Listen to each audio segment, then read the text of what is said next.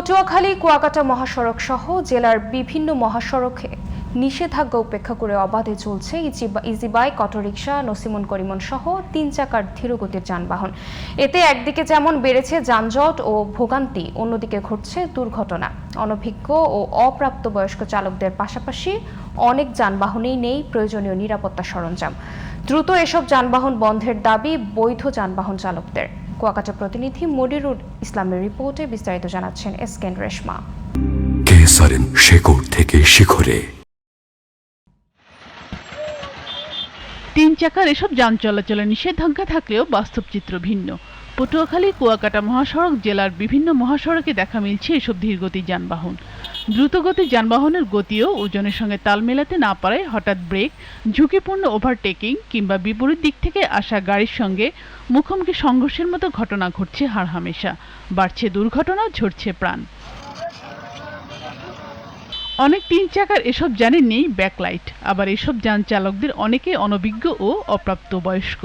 কিন্তু অটো মাহিন্দ্রের কোনো ব্যাকলাইট নাই, যে কোনো জায়গায় একটা ব্রেক মারে, তখন আমাকেও হয়তো টান থাকে 50-60, আমরা গাড়ি নিয়ে কই যাবো। মহাসড়কে ভাইয়া অ্যাক্সিডেন্টের মূল কারণই হচ্ছে আপনার এই অটো, মাহিন্দ্রা, সিএনজি, 3 হুইলার যে গাড়িগুলো আছে, এরা অনিয়ন্ত্রিতভাবে এবং অদক্ষ চালক দ্বারা পরিচালিত হয়।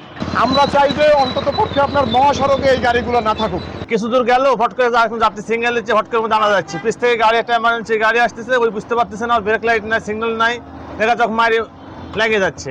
মাহিন্দ্র অটো যে পরিমাণ বাড়ছে, এই কারণে রাস্তায় দুর্ঘটনা, সাধারণ মানুষের তো ভোগান্তি আছে, তারপরে আমরা সবচেয়ে বেশি ভোগান্তিতে আছি।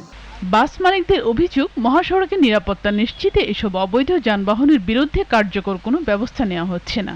আমার গাড়ির যদি কোনো ত্রুটি থাকে সেটার মামলা হয়, কিন্তু অবৈধ যানের কোনো মামলা হয় না। যদি মামলা তাদেরকে দিত তাহলেও হয়তো তারা নিরুৎসাহিত হতো।